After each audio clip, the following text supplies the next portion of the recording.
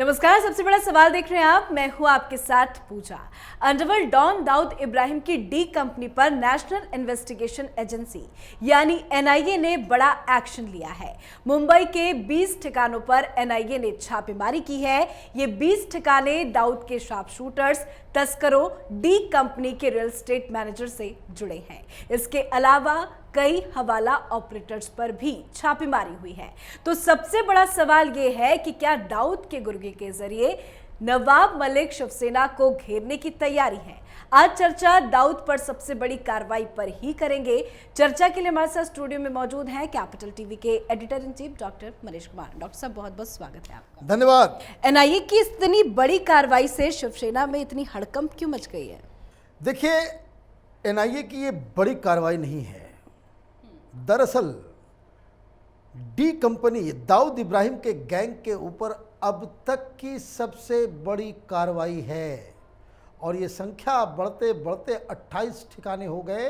28 जगहों पे बाकायदा छापेमारी की गई है और 3 ऐसी हस्तियों को पकड़ा गया है जिसके डिटेल आप जानेंगे तो आप भी दंग रहेंगे। और दूसरा, जो मीडिया में खबर आ रही है कि उद्धव ठाकरे सरकार में कोई एक मंत्री है जो इस पूरी कार्रवाई में फंसने वाला है।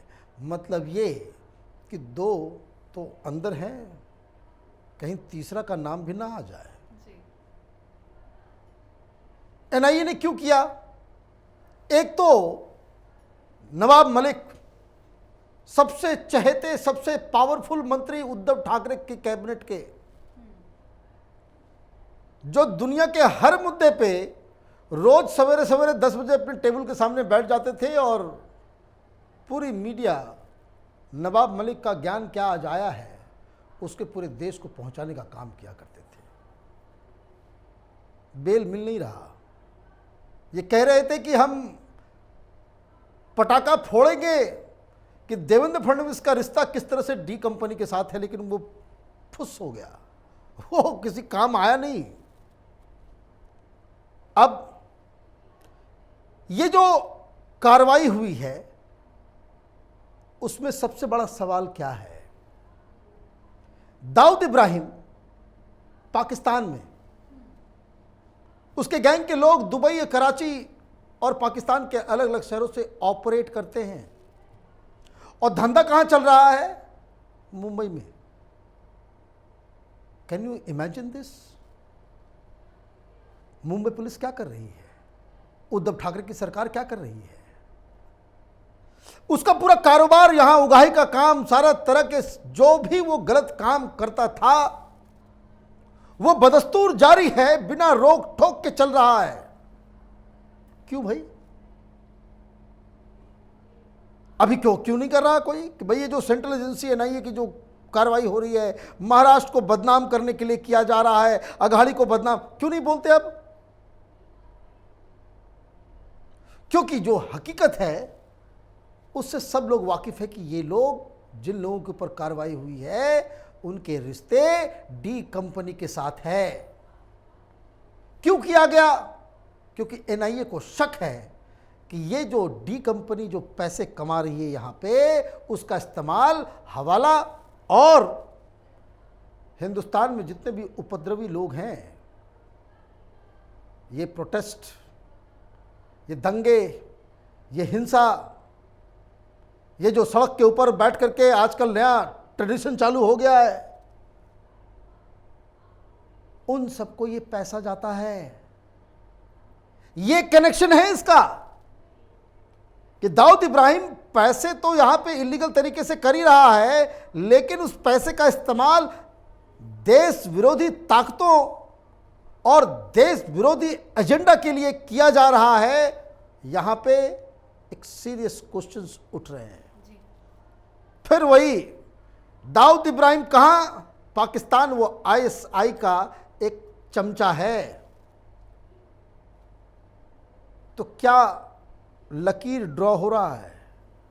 ये जो किसान आंदोलन चलते हैं या शाहीन बाग चलता है, पाकिस्तान से सोशल मीडिया पे सैकड़ों की संख्या में फर्जी आईडी बना करके जो भारत के खिलाफ प्रपंच चलता है, जो टूल किट चलता है, तो ये जो पैसे का जो लेन देन है कि आईएसआई डायरेक्टली तो पैसा नहीं भेज सकती, तो दाऊद के नेटवर्क का इस्तेमाल कहीं इससे तो नहीं हो रहा।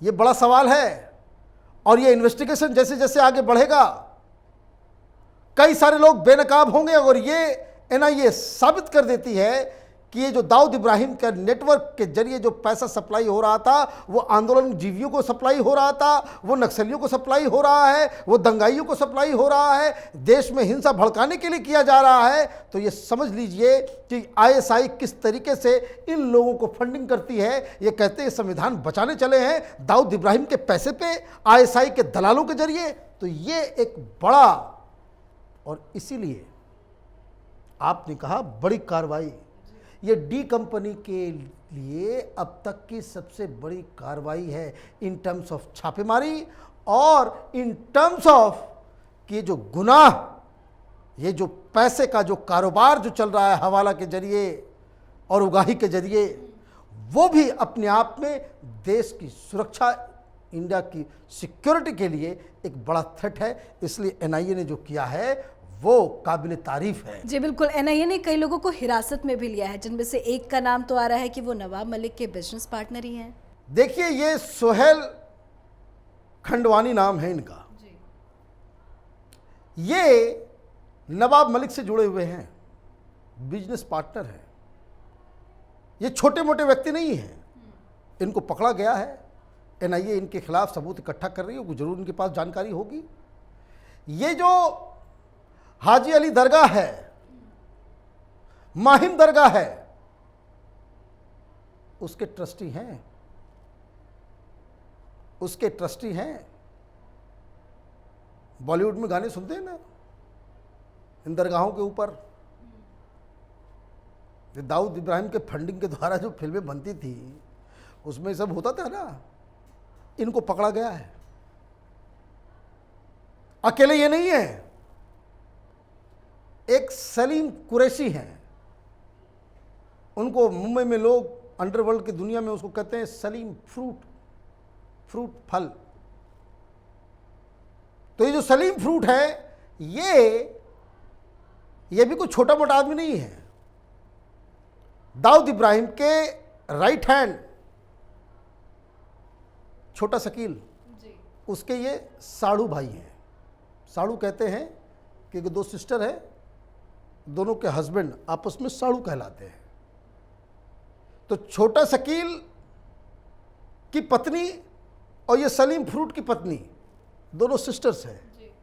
इतना क्लोज कनेक्शन है। बदस्तूर चल रहा था, अभी तक पकड़ा नहीं गया था। अभी तक वो कार्यक्रम मुंबई में, ऐसा तो नहीं कि पुलिस को मालूम नहीं हो, सरकार को मालूम नहीं हो। खैर हो भी सकता है।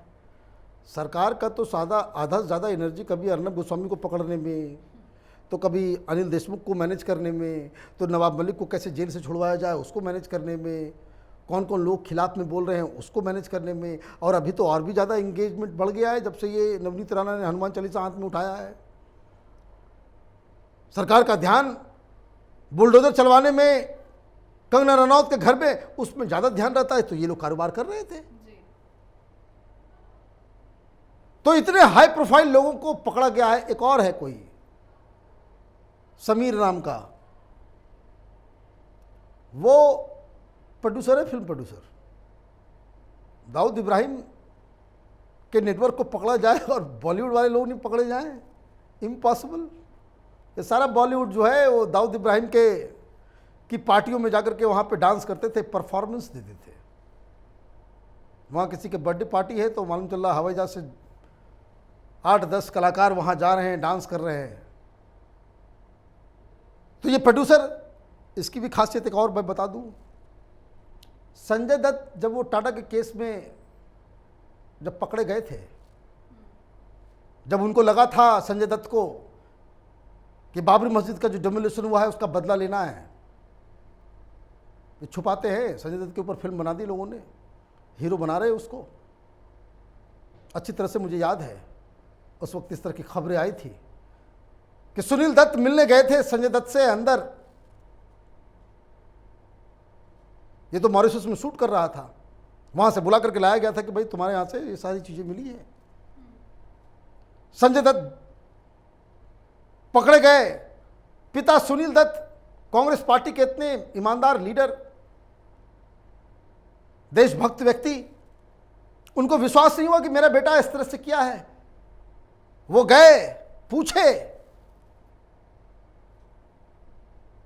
कि बेटा तुमने ये क्या किया। आपको मालूम है संजय दत्त ने क्या कहा? संजय दत्त ने कहा कि मेरे शरीर में मुसलमानों का खून बहता है। मां नरगिस थी। सुनील दत्त उसकी जवाब को सुन के वापस लौट गए। गूगल कीजिए, पूरी कहानी मिलेगी, रिपोर्टेड है अखबारों में। फिर वो कहानी अलग है कि फिर वो हिंदू हृदय सम्राट बाला साहब ठाकरे के पास गए कि छोड़ दीजिए, जाने दीजिए। तो जिस व्यक्ति ने वो समीर, जिसने वो वेपन दिया था, आज उसका भी नंबर लग गया। अब सवाल ये है कि इतनी सारी चीजें मुंबई में चल रही हैं। पुलिस जो है वो एक दलित महिला सांसद, वो भी इंडिपेंडेंट, उसके पीछे लगी हुई है। पुलिस जो है वो प्रोटेक्शन देने में बैठी हुई है। वो जो गर्लफ्रेंड हुआ करती थी सुशांत सिंह राजपूत की, क्या हो रहा है? तो ये जो एनआईए की जो कार्रवाई हुई है, ये तो आज सिर्फ छापेमारी हुई है, लेकिन इनके इंफॉर्मेशंस जब बाहर आने शुरू होंगे, याद रखिएगा, दिमाग हिल जाएगा पूरे देश का। जी बिल्कुल, लेकिन एक सवाल यहाँ पे ये भी खड़ा हो रहा है कि नवाब मलिक तो मनी लॉन्ड्रिंग के केस में जेल के अंदर है, लेकिन जो कनेक्शंस निकल रहे हैं, नवाब मलिक के साथ रिश्ते निकल रहे हैं, तो क्या एनआईए के रडार पे अब नवाब मलिक भी आ जाएंगे? देखिए सारे लोग, मैं बार बार कह रहा हूं, पाप कितनी भी सफाई से आप कर लें, एक न एक दिन पकड़ा जाना है। मैं इस चीज को बिलीव करता हूं कि सारा हिसाब किताब इसी जन्म में, इसी समय, इसी जगह पे होगा। आप गलत करके बच नहीं सकते। नवाब मलिक, एनसीपी के लीडर्स, महाराष्ट्र के बहुत सारे लीडर्स, चाहे वो किसी भी पार्टी के हों, उनको ये लगता था कि भाई दाऊद के साथ रिश्ते होने का मतलब है कि आप रसूख वाले हो गए। गलत तो गलत है। सरकार अभी दूसरी किस्म की है जो दिल्ली में बैठी हुई है। नो नॉनसेंस गवर्नमेंट जिसको कहते हैं, जीरो टॉलरेंस। और ये कार्रवाई इसलिए हो रही है क्योंकि देखिए, भीमा कोरेगांव हुआ, फिर शाहीन बाग हुआ, फिर किसान आंदोलन हुआ, रोज कुछ न कुछ बवाल मचता रहता है देश के अंदर में। इसके लिए पैसे लगते हैं। कहां से आ रहा है पैसा? ये जो मोदी के विरोध में रोज देश में तमाशा चलता है, उसके पैसे कहां से आ रहे हैं? मुझे लग रहा है कि इसी की जांच के जरिए ये समझ में आ रहा है कि भाई ये दाऊद इब्राहिम भी उस नेटवर्क का हिस्सा है जहां से इन देश विरोधी ताकतों को फंडिंग की जाती है।